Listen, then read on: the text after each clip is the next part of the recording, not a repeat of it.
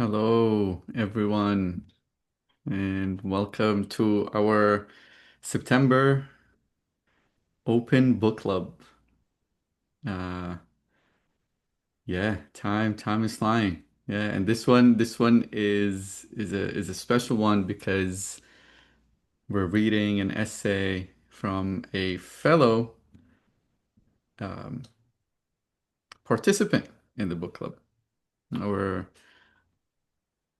dear beloved Paul Nagy, who's been dropping gems and making sure that we stay on course as mystics in what is really important on the path. And Antoine, I don't even know how, but Antoine found an essay or an article, yeah, an essay by Paul, and was like, oh, we should do this for our September uh, book club. So it's really exciting. Um, yeah, from I don't want to dive right in, but from somebody who I don't know much about tarot other than I went to a lecture in the Philosophical Research Society in LA one time with a friend. Um, Yeah. And there was a lecture about the history of tarot, and it was interesting actually. It was really interesting. But other than that, and other than maybe going to a reader here and there, maybe twice, I don't really know much. So this essay was really eye-opening in many ways. But maybe before jumping right in, maybe if we can do 2 minutes of yeah, settling in. and if they've got any preliminary things they want to say about Yeah, themselves, if they want to talk about the essay, that would be helpful too. of course. Yeah, maybe we can start with a 2 minute um, meditation or like 90 second or something like that, just so that we can settle in and approach um, this call from the same space. So if you can feel free, if you're in a space, to close your eyes or possibly have a soft gaze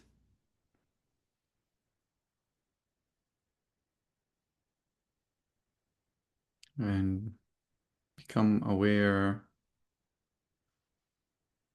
of your breathing. Just aware of the air as it enters your lung, as it fills your lung, and becoming aware as it comes out of the nostrils and exit. No need to control it or anything like that, just becoming aware of it.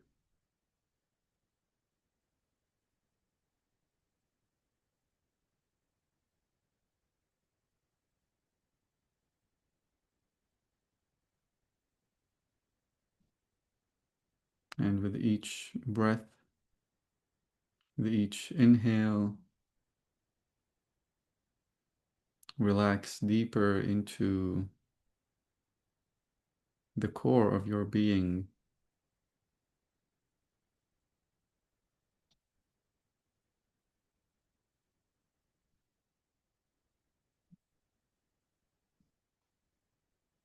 closer into what you feel yourself to be, closer into that space that is vast,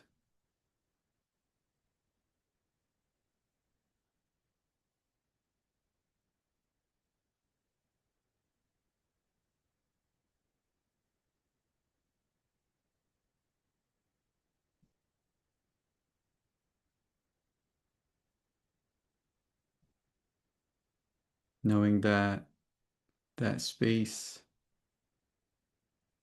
is the ground that we all share, is the ground that we all emerge from.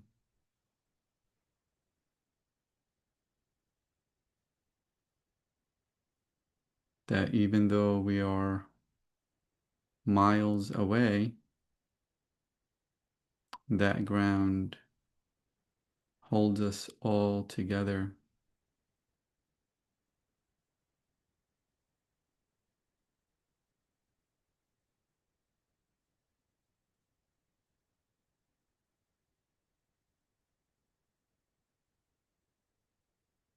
And as you slowly emerge from that space, bringing qualities of openness, of receptivity, of understanding, and above all, of love, emerging into this shared space that we are choosing to be in with all these qualities.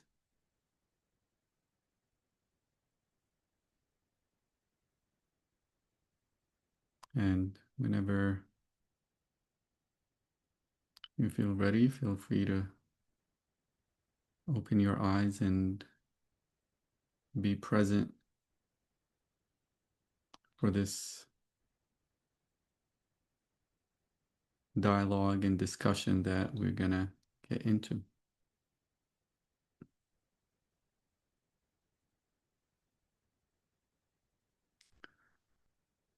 Bismillah. Thank you for being here. Um, Thanks for having us. yeah, yeah. I'll pass the baton to Antoine and Yeah. Thank you for that. And Paul for everything you said even before we jumped into this portion of the book club, this introduction. But I just wanted to say a little bit about why I chose this essay for this blog. Yeah, I was I guess I went to your website after something we had talked about on one of the meetings at one of the book clubs, and I just decided, oh well, let me just check and see what else he's written, and that popped up about the tarot. And it's something near and dear to my heart because me and my mom, before she passed away, we had our own little deck, and we would play back and forth. And then some of my friends from MIU were really big into tarot. And then growing up, that's how it was, you know.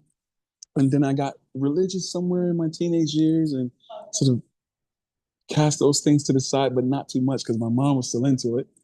And came back full circle to that when I went away to college, and I bumped into Aleister Crowley and his deck and everything he taught and things like that. And I got into that for a little bit. So studied a bunch of things since then. But what was beautiful about Paul's essay when I ran across it was how he dived into so much of this idea of the liminal space and threshold and the Vesica Pisces and all these ideas that I experienced at play, right? And in our exploration of the tarot or anything dealing in spirituality. But this had a language that I was not familiar with, but the feeling and things that it pointed to felt very familiar. And so I figured it was a great opportunity for us to get into it through his lens and discuss, you know, where everyone is with it and just play. So here we are. here we are. That's beautiful. And yeah, like even for myself, I don't really, like I shared, I don't really know the language much. Um, I didn't have any prior language, which might be somewhat, on par with some of what the essay is alluding to as far as not having any pre, any projections of questions or anything like that, and just kind of coming in fresh. But I definitely, as I was reading it, the first impression was the vastness or the symbolism and how deeply it went into certain ideas of symbols and directions and the actual that space that you were talking about. And at the same time, um, and at the same time, allowing for those ideas to be universal in a sense also, because even when I'm reading it, I'm like, okay, I don't necessarily engage much with the tarot or do any of that. However, I can see the wisdom that's in here that I can apply in my life, right? Or that not even just apply it. It's something that's like, oh, I'm going through right now some of these transitions or some being in that space of threshold. Um, so that part I really enjoyed so much because it created a space of inquiry of yeah, I don't know if we should get dive deeper into it like right away, but like it creating so much space for inquiry, right? Yeah. As far as like, okay, how does this showing up in my life right now? Even outside of the actual context, outside of the particular lens that it's written in. Hmm. Hmm. I hear you. Um, One of the things like that that stood out to me was this whole idea that he mentioned about um, sort of not projecting my bias onto the cards and more letting them what's there speak to me as opposed to projecting my bias on there. And I thought, like, well, what if um, life, right, was the in my mind a substitute for the tarot, right?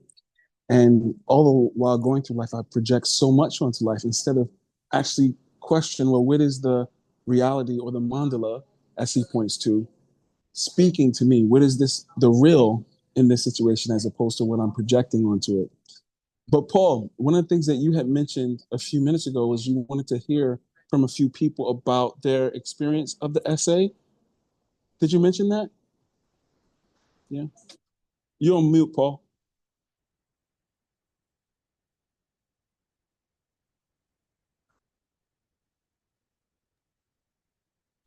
Yeah. Um, I mean, hopefully, Mr. iPhone and Mr. RM over there have also might have something they want to share. Uh, the Sano, iPhone. what's up? So Hey, if you have an opportunity to look at the essay, I'd love to hear what stood out for you before I begin to blather. So I'll wait. are you waiting on me and someone? Welcome, Sanat. I mean, How I are didn't you? know. I'm doing well, thank God. I didn't know it was you because you usually come in with the Sanat. So welcome back. I Haven't don't know seen you why in a while. it keeps erasing my name. There must be some symbolism in that, you know. I'm just an unknown figure, a Hmm. wandering ghost in the, going between nothingness and trying to be something. I'm floating in between there somewhere. But I was intrigued and I happened to catch your book club today. I totally forgot it was today, but I got a message from you. Tarot for me, I haven't read Paul's essay, but I must say that tarot has been a big part of my life. I actually listen to a tarot reader almost every day. She's kind of my go-to. There was another one I got into, but this was in conjunction with my mystical awakening, where I got open to the idea of tarot, and I naturally started looking them up on YouTube. I never knew what the concept was prior to this idea popping up in my mind to explore tarot. Little did I know I was my own tarot reader, and I know how to read tarot. Yeah, I do.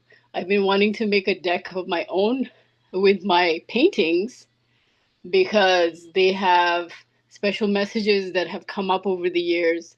And I have compiled them in a book, but I want to put the images and the messages together. And like how Antoine said, I was listening to you about how you have to come when you read tarot, you have to come with a no bias.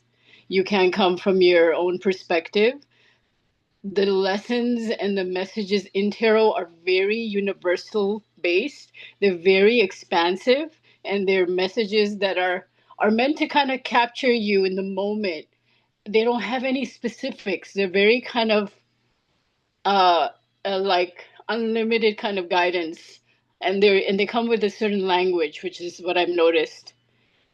And given my own journey, like kind of like Antoine, kind of like shifting from religious ideas and more specifics to very expansive in nature, where you can they're cross human, like they don't restrict any, they have no labels, the messages that come through.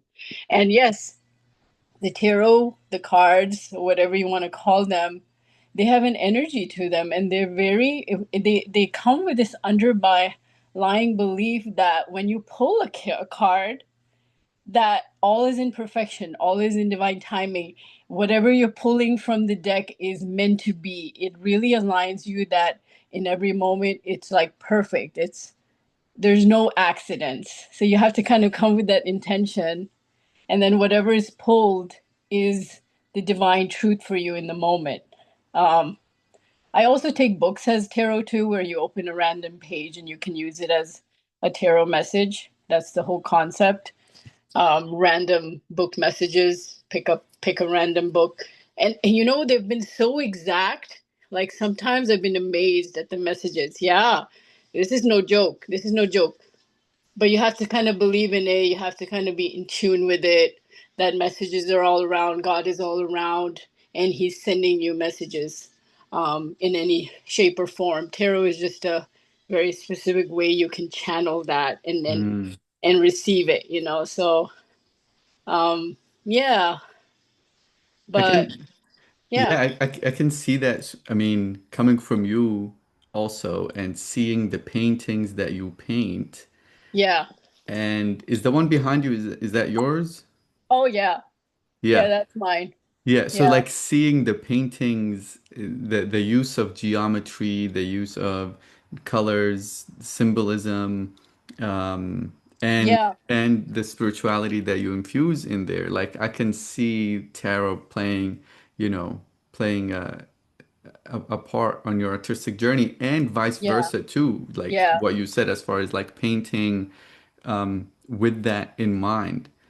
Um, Yeah, and they're associated with a lot to do with archetypal images. So they're focused in on certain animals. May it be a phoenix, may it be my son. Um, they're not I don't play on the traditional tarot um, basic symbolisms. I'm not very familiar with tarot actually. I picked up a few books many years ago, and I was attempting to kind of study them, but I'm like, no, this is very experiential, very personal to me regarding my own pieces that I gotta tune into. I don't want to get distracted by all the tarot that's out there. I really channeled the tarot messages that were in my particular paintings and went with that. mhm. You get so. Yeah. But in I my would, personal journey, oh, go ahead. What were you gonna yeah, say? I would, this is like, I think the essay that Paul Yeah, has, um, I know you probably got it, but I would dive a little in, and mind you, it's short, as Paul said. yeah. Okay, It's five okay. pages. The reason why is because what I enjoyed about it also is the going really back to the basics as far as shapes, the space Hmm. itself, the movement of the figures, like not even going to the symbolism yet, Hmm. just using squares, ideas of squares, circles, Okay. construction of that, ovals, all of like, I think Paul, you did such a good job in that area also, as far as like stripping it down to the most foundational shape itself and what the shape itself, Is symbolic of. right, Yeah. mind you, without going into the actual symbols or the Hmm. actual image itself that's doing it, but rather to Okay. to create the canvas of, okay, if it's in the upper quadrant of the card, it might mean this. If it's in the I bottom, get it you. might mean that. If the movement is vertical, it might mean this. If it's horizontal, it might mean that. If it's diagonal from left to right, it might Yeah, I represent get you. something. I get you. Which, by the way, one of the paintings that um, that we used in one of the blogs um, about astrology. Your painting, I don't know if you remember it, the one Oh with yeah. the, Okay. it has all of these elements in there. Oh, nice. Yeah, and maybe I Yeah, can pull it see, up later. this is something, these are things that I have not unconsciously, I just kind of not consciously knowing about where I was going with them, but I was really tapped into the shapes. Platonic solids used to be a big one that used to come up for me in the beginning. The shapes of the secrets of the universe, what comprises the universe itself, using those shapes within my work. So I kind of went from kind of Islamic designs to really having meaning in all the patterns that I was using, including the geometry. So they're very specific and they're very symbolic in their own way as the steps were revealed to me.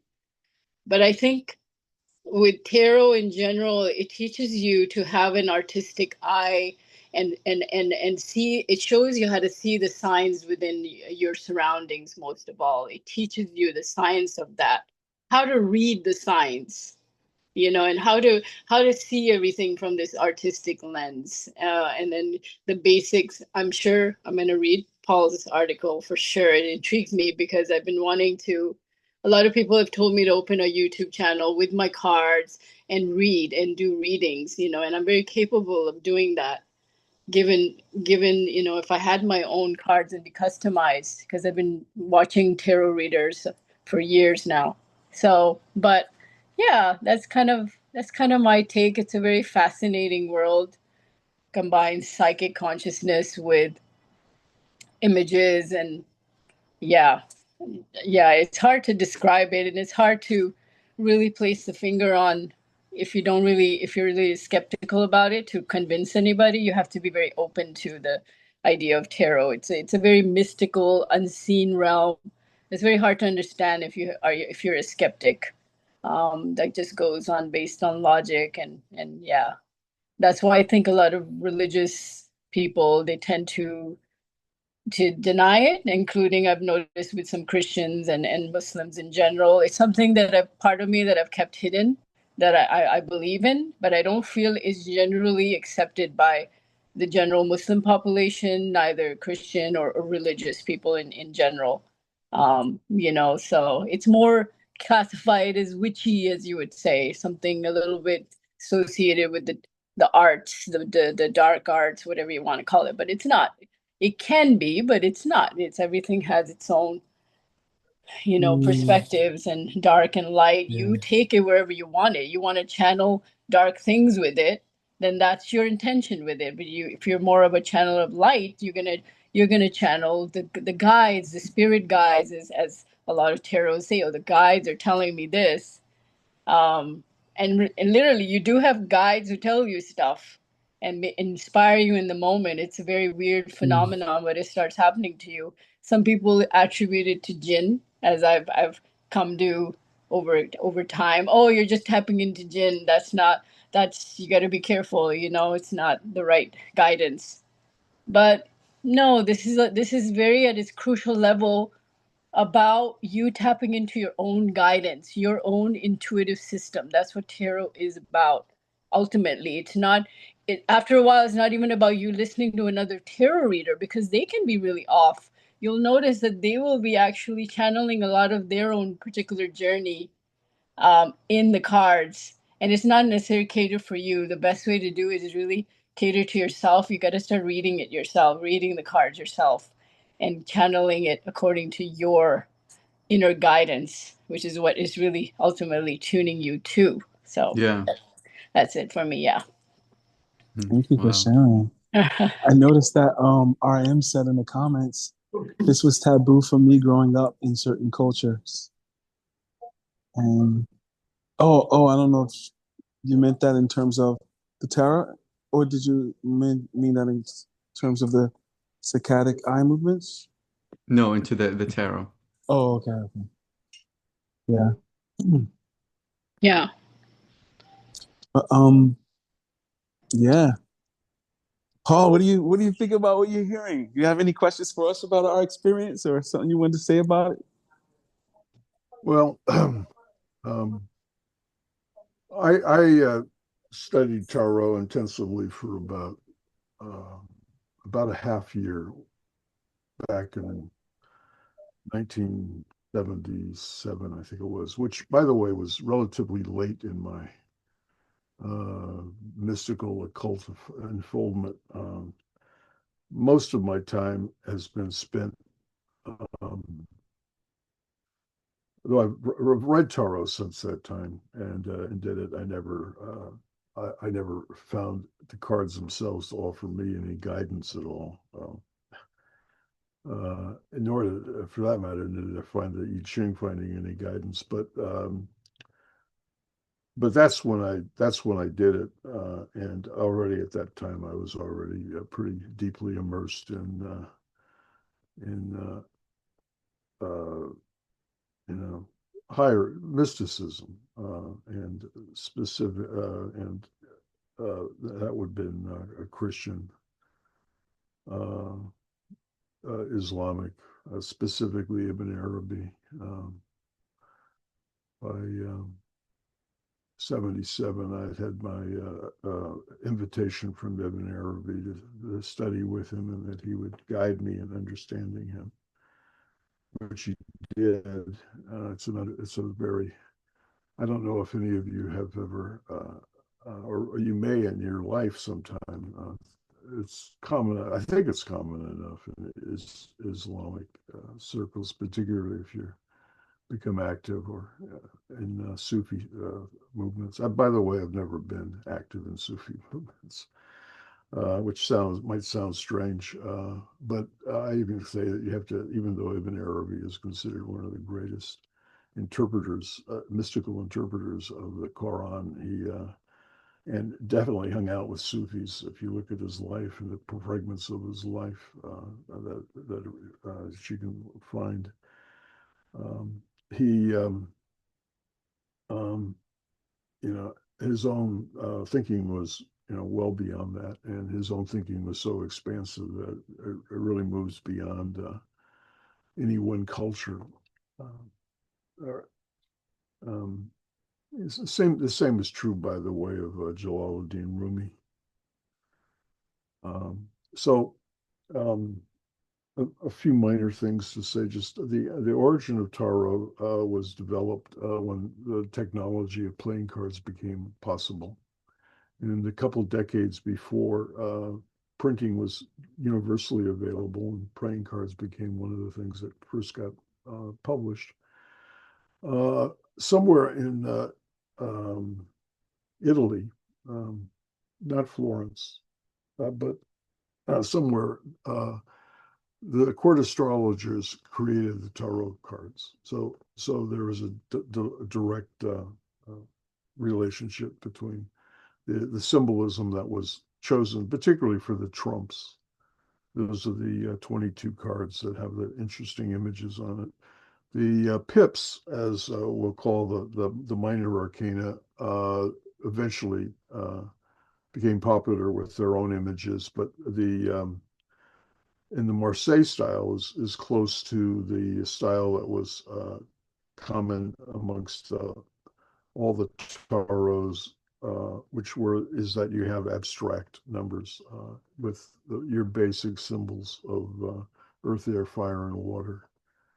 Um, I did not choose, for instance, to deal with uh, the images of water, which are cups, and earth, which are coins, though and the symbolism that was involved in that, because it was like everything else. There was I wasn't writing a book, I was writing a very brief essay. The the position of this is that even though I'm talking specifically about space and tarot, it is actually a space that can be used in any kind of ritual space. So if you're doing the sama and you're dancing and you have movements, the movements are relevant to sacred space. So obviously here we're talking about a simple plane where you have a so-called two-dimensional figure. And you can see that a two-dimensional figure has an incredible amount of symbolic space within it. And of course, if you start moving around the way Antoine is right now, you have even more aspects of some movement of space. And the uh, so in that way, when you're thinking about it, all of these things pertain to anything you're doing. And in that way, this is the generative space that is in uh, anything you might draw, anything that you might see in anything. And if you bring it into the three-dimensional, any movement in life can be recognized as sacred space. And just as God is always in us and with us and around us, so is understanding of this sacred space of what it is in its depth. And so that, of course, I hope catches you on fire of all the possibilities of what you know and what you might want to know, and how there's this inherent organization of expansive space that is also profoundly informative. And that's, assuming, for instance, that um, the above, we usually as heaven. We've got our skull up here. The skull does not only protect our brain, but it's also a pretend globe. You know, if you read some of Manly Palmer Hall's stuff, which, by the way, is I think it's called The Secret Teachings of All Ages, which is available for is an ideal book to get a glimpse of Western occultism. I mean, he was a brilliant character. This woman I knew who was the sort of guardian angel of the Theosophical Society in San Francisco from about 1920, or maybe even 1910 until she died, which she died in the I think maybe early 1970s. I forget. She, Agnes Cast, she was in love with Manly Palmer Hall. He was a very brilliant guy. He was never really had an education, but a very wealthy woman in Berkeley gave him a lot of money to go to Europe and to buy books on occultism. And that's what he did. He was over there for a few years buying up books on occultism. This, by the way, was in the 1920s. He was also ostensibly he was writing his Secret Teachings of All Ages, which was his initial study of a number of these books. But he's completely self-taught. Talking about Manly Palmer Hall now. But Yeah. to stick with, and he also they have their own they have their Manly Palmer Hall has a tarot deck that's been published. I think it's readily available. I uh, uh, I was still alive at the last few years of Manly Palmer Hall's life, and I was able to get a reprint in the full size folio size edition of the Secret Teachings of All Ages. And the lodge I was librarian of had two volumes of the original printing, which was only supposedly was only limited to 100 copies.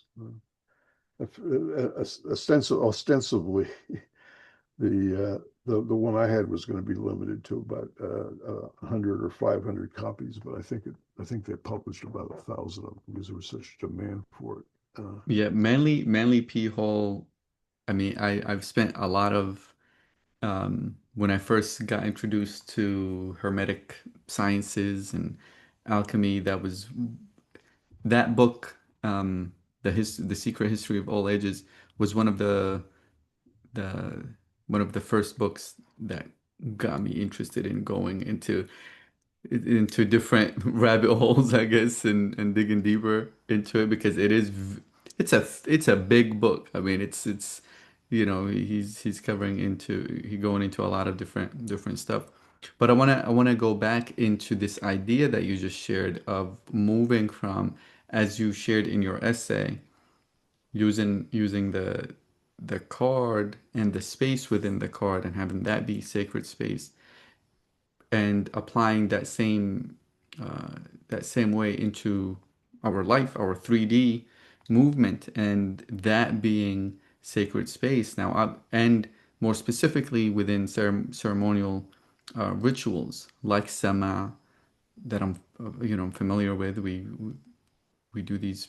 I attend and co-facilitate once a month, sometimes twice a month, and thicker circles also that require a lot of movement, specific head movements, right, to left, left to right, moving towards the heart, towards the center, um, which you discuss also in the card itself, right? Like the diagonal movement from the right to the left, um, within thicker circles as it pierces into the heart is different than from the left to the right, which I don't even know what that is, but um, that's a fascinating connection between between the tarot and the space, the sacred space there, and that sacred space within ritual ceremonies.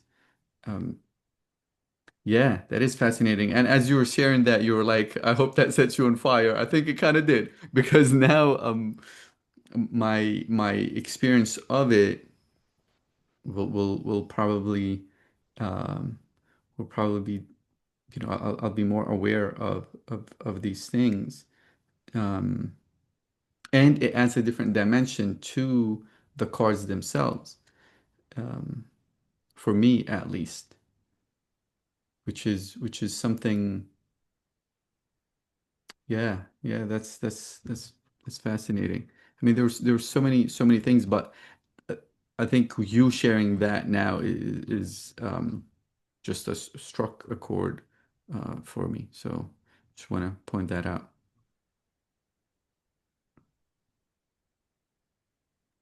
Yeah, Yeah, Manly Hall was someone that I also got into.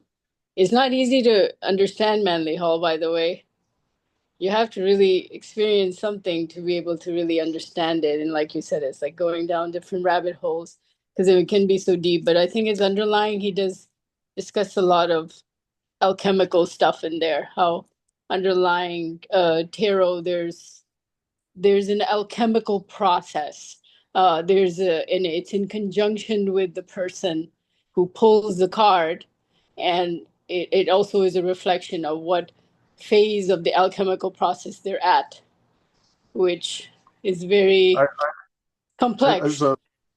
a point of reference for you, if you really want to bring in alchemy, and particularly in a conceptual but also in a deeply symbolic form, there's a little book. It's readily available. It's by Titus Burckhardt. I've dived into that. Alchemy. His book on alchemy I is don't like the language of his book though. He has a the particular way he talks. his language is demanding, but he summarizes and gives you the essential knowledge you need to know in order to understand the symbolic aspects and coherence of alchemical symbolism. And now most of us are not working alchemists where we're going to go around and try to take lead and turn it into gold without poisoning ourselves. But the symbolic version, that is, and I've read a lot, including a number of the translated alchemical writings themselves. and they are can be inspiring and a wonderful way to set your various aspects of your sort of symbolic unconscious, your dream world alight through reading the alchemical works themselves. But if you want to get the basic scaffolding you need, then Burkhardt is the best place to go. I don't know of anybody who's done it better. I know a lot of people who've done it more superficially than he has, and they might be easier to read. But I the other thing about Titus Burkhardt is he was the first person to actually Yeah, no, it's, well actually bring Ibn Arabi into English. He did a partial translation of the Fasus early on.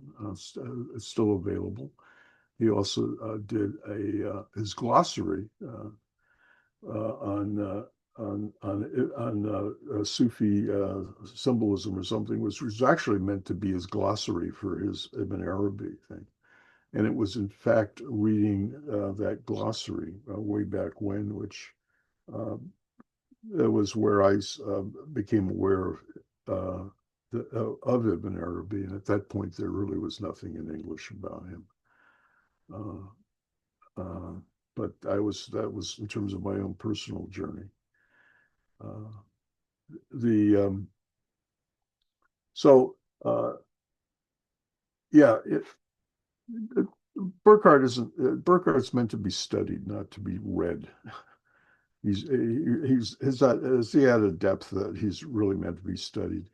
Actually, an anecdote when Bulent, who ostensibly the force behind the beginning of Bishara, when he was starting up and he was had these people asking him to show them the way they felt he knew something, and Bulent had never been and never had been accepted into any Sufi group, even though he was as an Ottoman prince at one point in his life. He went to Burkhardt and he asked him if he would be interested. Of course, this Burkhardt was quite old at the time, and Burkhardt said, "No, no, I don't want to have anything. I don't want to do anything." But he felt that Burkhardt would have been a better guide than he himself was. And of course, Bulent then was visited by Munaddin ibn Arabi. And Munaddin ibn Arabi said, "Well, here's this commentary on the Fasus was we thought was written by Haki Bursavi. It was actually written by this other Bosnian writer. But the point is that uh, he went on to be a consultant in Shara, which is still going on, publishing. We have a retreat up in Scotland, other places. There also was initially the impetus that started the Unity of an Arabi Society, which is a respectable enough academic uh, institution that has really created an explosion of Ibn Arabi's writings being known.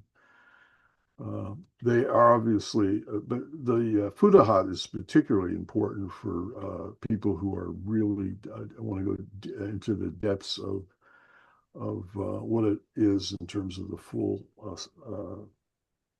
Islamic experience.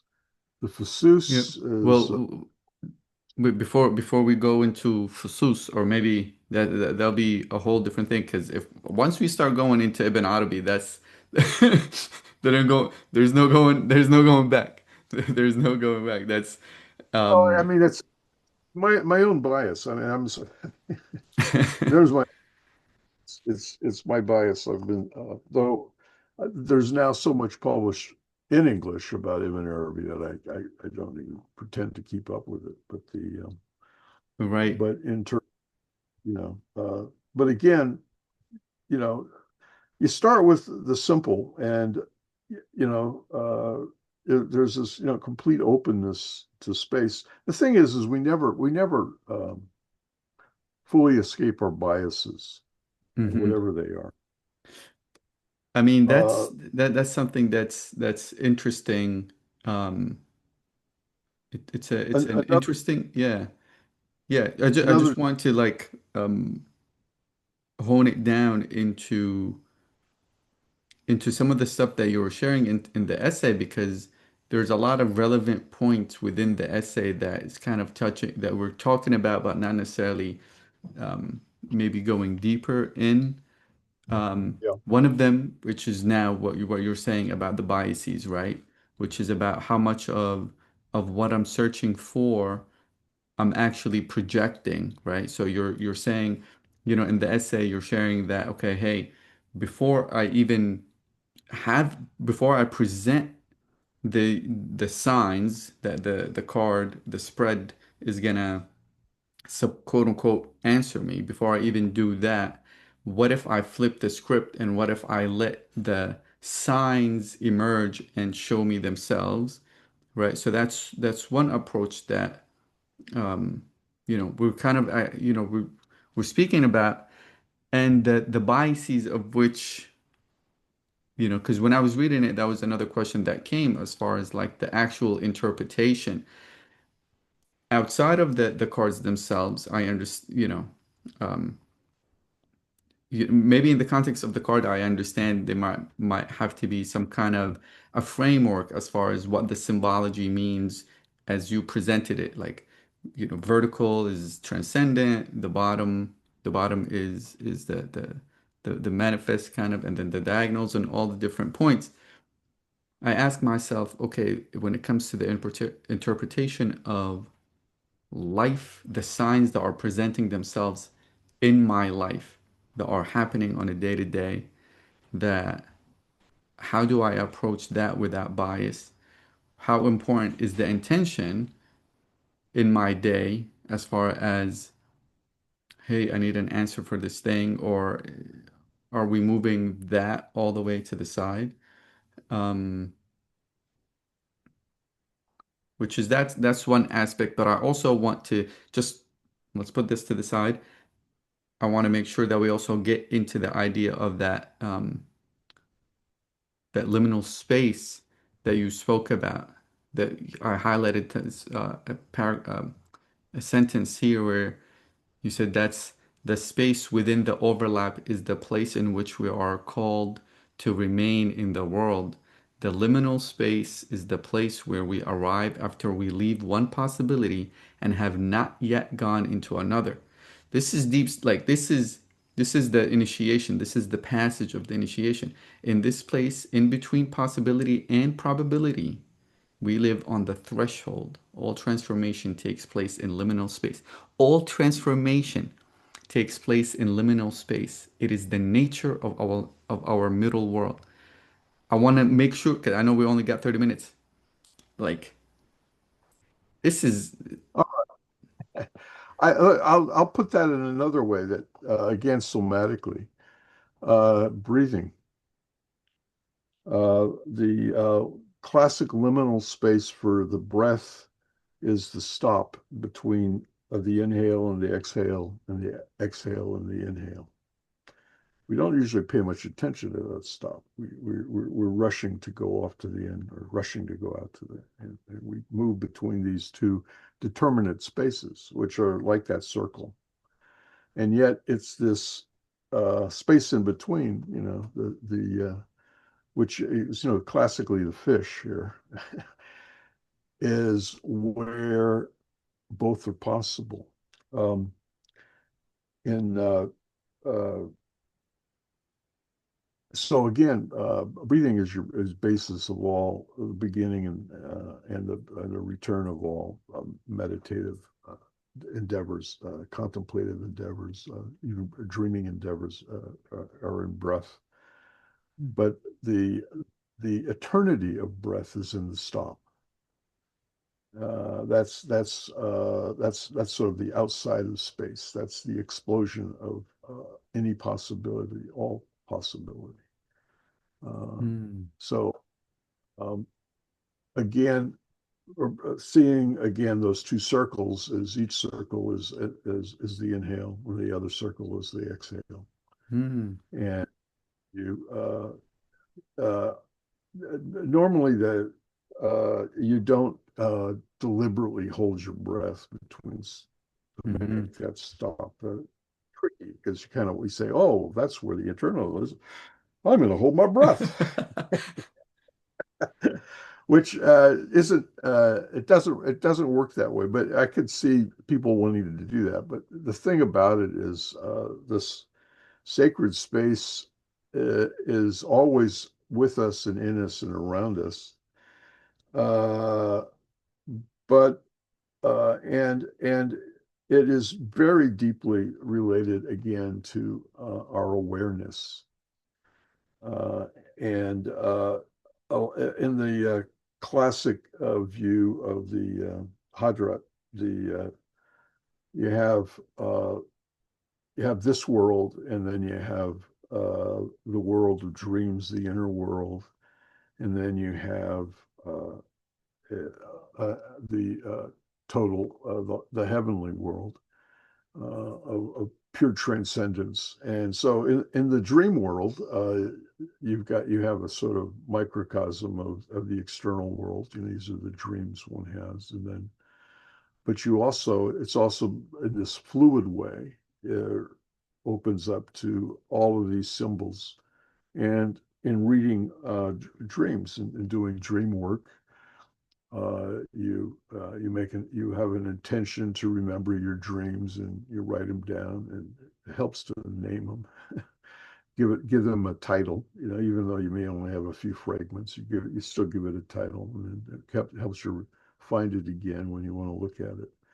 But eventually, you gather up these dream images and these dream stories that happen to you, and it becomes a way of you becoming more aware of the parts of yourself that you might otherwise not see. I mean, there's a good portion of ourselves. In the Jungians, they would call it the fourth function, which is we have three functions that we deal with. We have one that we lead with, and two that back us up. It's sort of like a tricycle. And then there's the fourth function, which is basically the part that we don't see. We don't want to ever see it. Uh, and at a certain point in your life, the only way that you're ever going to know yourself wholly, and this is where the natural mandalas come in, is the mandala will bring in that unconscious fourth function, whatever it is. Um, each of us is oriented differently, but we also have to realize that at least in our uh, you know everyday space, we're always we lead with one bias. We can call them one of the elements. We're earthbound, or we're waterbound, or we're skybound. Mm. Uh, there's also a possibility, that or firebound, but there's also a possibility that there's one of those functions that we don't we don't want to really deal with. And the And again, yeah, Yeah, go on. that's in which I think also within the essay, you touch on that, maybe slightly on that. I mean, two things that came to mind as you were sharing. Number one, that symbolism, and it reminded me of the symbolism within the Sufi context of Khidr, the green man who shows up on the fish, right? Who lives in between worlds in Right. that space. And then the other thing is more closely to what you were just talking about. You wrote this double view. The overlapping circles maintain a double view, which at the same time remain discrete at both levels. This double view can also be two eyes that give the illusion of depth to what we see while also producing a blind spot between the eyebrows. Is that what you're talking about as far as the stuff that we don't want to see, the third, the fourth, or in the example that you were just talking about? Uh, it could be, yeah. And the thing about it is that the thing that we need to realize is, particularly since we're moving into symbols, and one way we could see symbols as a boat by which we you know swim into the heavens, uh, in the way that the people, the ancients who navigated the seas used the stars as a way of finding their way around and this vast ocean. So in the same way, this this and we're all there's always this limitation. There's always a blind spot, and I think that maybe it's just my overemphasis on humility now. As much as we might want to know and to understand, the greater our understanding, the less and less we know, you know, and Um, eventually, unless we know that those blind spots uh, are really important, and it's in the same way that in the breathing, the stops are like our blind spots between breaths, but it's in that blind spot that one, you know, merges with the angelic, with the divine, with the real as real. You know. I love that. You wrote something like that. I can't remember where it was or what it exactly says, but it says something about God or the divine is in union of the opposites or something like that. Do you Yes, know what that that was is? that from. Yeah, that's that from the mystic. What's his name? One one thing about what you guys are talking about, what this made me think of is that like Oh yeah, Nicholas of Cusa, Nicholas and Cruz. Let me he finish this was statement also. real quick, Paul. This that made me think about something that you guys were discussing about this idea. Like it's all really liminal space. And I feel like with my human mind and all our human minds, we project this definiteness of knowing something onto it. And that's what causes the crisis. Like when divine or reality really shows up and shows us you really don't know anything. You really created this identity, this way of being you got attached to. And now, boom, the dark night of the soul is really you realizing that your psyche had structures built up in the sky with no root. But if you can get to that liminal space and learn how to like be there and exist there without having to build up castles of imaginations to exist into, there's a freedom there that is more like the divine. I feel like they say this quote in the Vedas that reminds me of what you guys are talking about. Established in being, perform action. And I think that's what it's talking about, like established in that level of self where the psyche is not necessarily controlling the narrative so much, but the release of personality and psyche into this liminal space or into the mandala such as it is, and then making choice from that space indefinitely. I feel like that's what it's meant when it's talking when we hear things like be in the moment or in the threshold or established in being perform action is all pointing to this space that this guy who you just quoted is speaking to. Well, one of he's the one who wrote that God is his center is everywhere and circumference nowhere. That was also out of and it was that is surrounded by the coincidence of opposites. You know, and that's actually a very useful image to recall. God is center is everywhere. So wherever you turn, you see his face. This is and that the edge of God, the circumference of God, is nowhere. It's beyond the beyond. There's no dimension. So we're sort of swimming in an utter openness. And to be honest with you, considering that God is so open that all of us in our own blind, leading the blind way, we are in that center. That center is within us. And that center is all around us and is in all and everything we see. We never see beyond the center. And if we only see the center, then we only see God.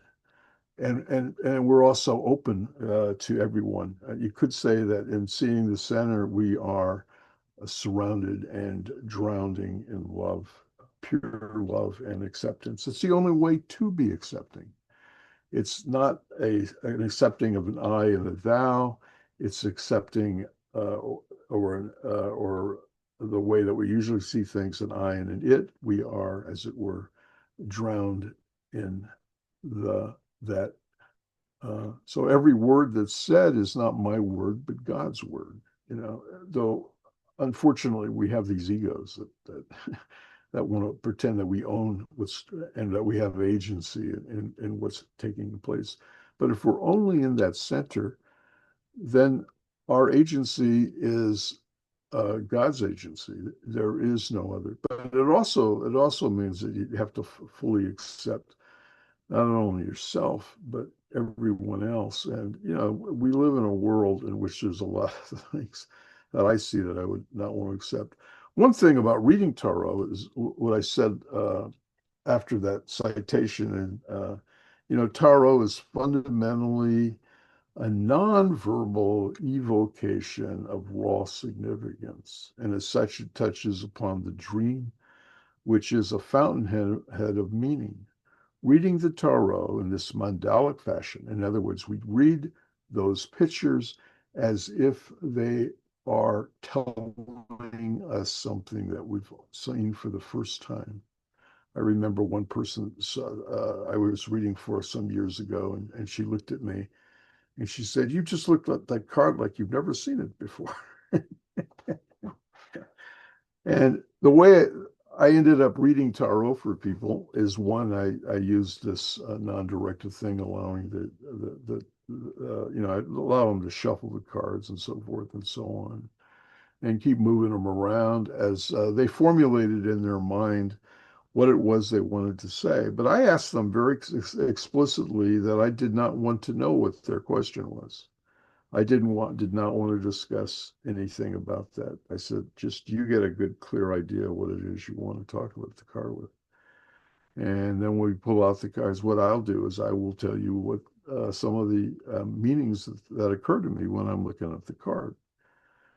And so I would explain what I was seeing in the card, you know, which is basically the symbolism of the card. You know, for instance, you know, in the world card, you have the four directions are the four things from the book of Revelation, in which, you know, are surround God. You know, of course, they're the angel and the eagle, the lion, and the ox all represent parts of the zodiac, the directions of the zodiac on one level. But on another level, you could say that it represents, you know, how God's heaven is placed and how we exist in this pillar.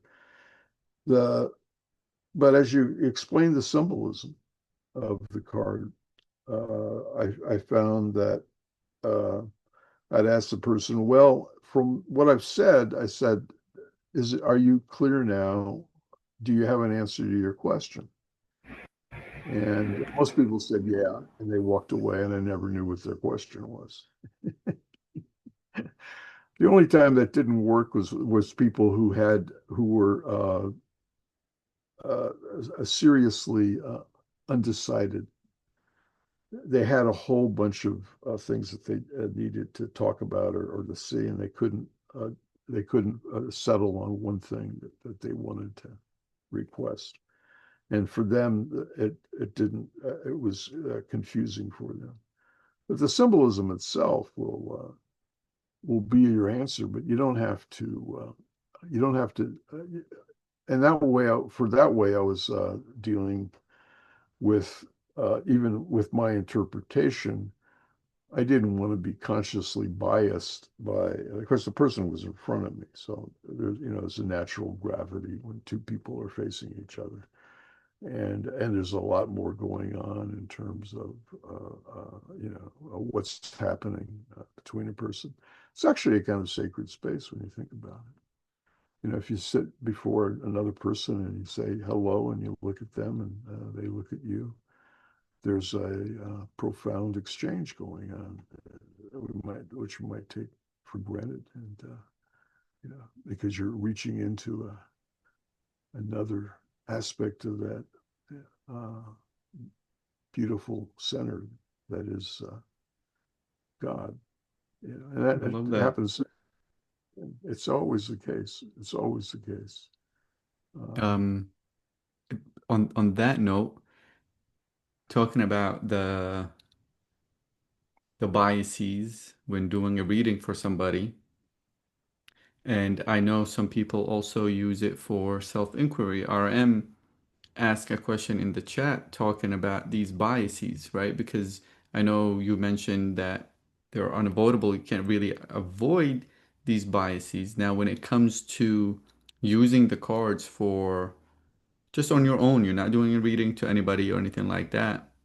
Reaching that sacred space that you just mentioned when you're facing face to face with another being, um, and hopefully one can reach that same sacred space facing themselves as if they're sitting face to face with the beloved. Let's use the language of the Sufis, or face to face with their true self, let's say. Um, is RM is asking, is there a way of which one can possibly avoid these biases or become aware of them, um, when used for self-inquiry specifically, when you're just by yourself? uh, let's see. Um, I was thinking about this myself, but I have to refer to something else. Um, uh, yeah, okay. So some of the ways um, to deal with bias, and some of the ways that you can do it. The first one, which we've already dealt with in some ways, is breath. And here, of course, you're relaxing, you're breathing in and out, realizing that each aspect of the breath is these two circles entwined. Uh, Instead of counting your breaths, you just feel the expansion and feel the inhale, and also feel uh, the when you exhale, you feel this feeling, and as you exhale and your lungs close in, and you feel this as a kind of dissolving. So the breath becomes a circle without boundaries. Another one is a gesture of suspension. You raise your hands slowly until they hover in front of you, palms open, but you do not complete the gesture. You just stay them in suspension. This is the body with space without a place, a gesture that never lands, never locates, but remains in an openness of potential.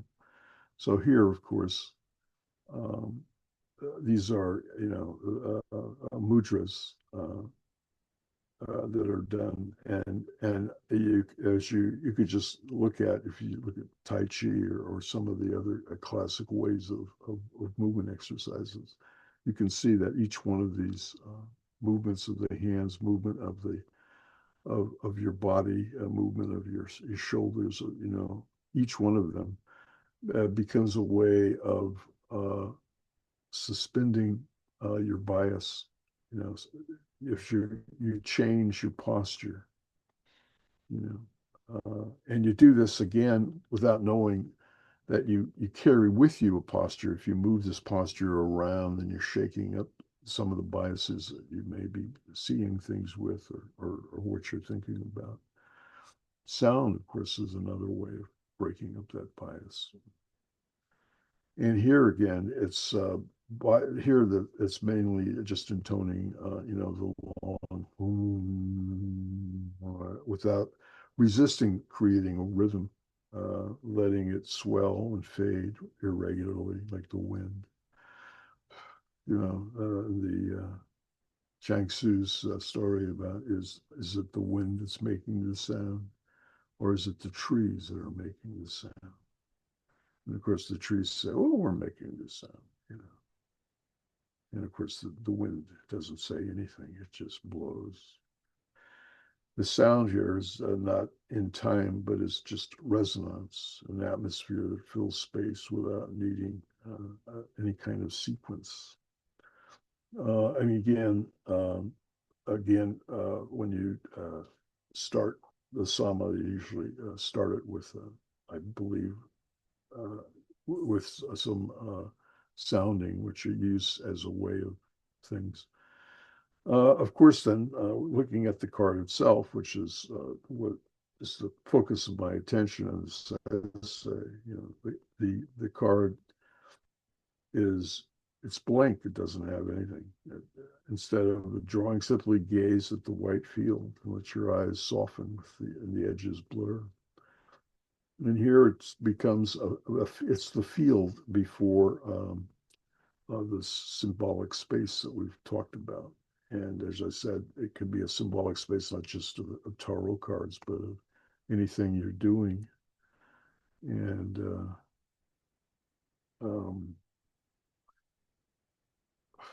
let's see, excuse me. Well, as you pulled that other stuff out, this is, first of all, this is absolutely fascinating to me because it's tackling an issue, quote unquote, an issue, right? Or something to be solved. Tackling what seems to be a psychological issue as a bias, right? Yeah, From a somatic, it's a somatically tackling the issue, not from the same place where the issue actually is. This is yeah. fascinating. This is and Well, the application of it to be put into practical experiment. It's so ready. It's ready to be experimented that's right. right away. Yeah, it's right there. I mean, and that. uh, Yeah, I know that a lot of people feel that the only way they're going to know God is to drop a lot of LSD or something and have a dying and rebirth experience or something. But the fact of the matter is for instance, in breathing, every breath and every exhale, in every inhale and every exhale is a living, is a birth and a death.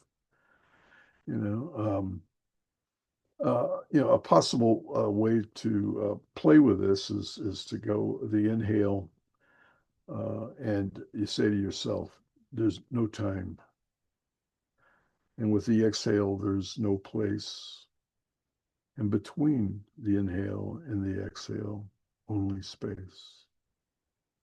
No time, only space. No place, only space. And your arms are open wide, and you can open your arms wide. Exhale, inhale, no time, only space. Exhale, no place, only space. Yeah. And I think that, as I said, the essay was specifically dealing with the two dimensions of things, and it's profound. I mean, it's profound. The above and the below in your body, and, where you are in your body, and there's no part of you that isn't has a place as a gesture for the divine. Again, all of the ritual motions that are made in the classic ways that Muslims pray is profound movement in that. But if you break it apart, you can see how it is an evocation of sacred space. And the same way that you La ilaha Allahu, there is no God but God. There is no God but God.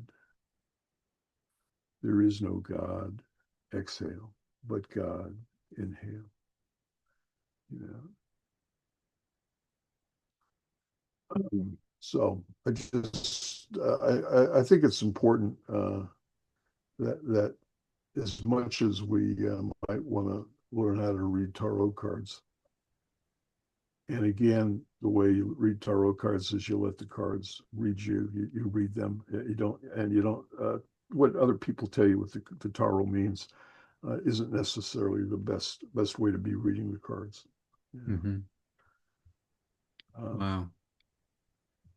Yeah, this is I highly recommend. I mean, thank you so much, Paul, and always reaching the time mark at such a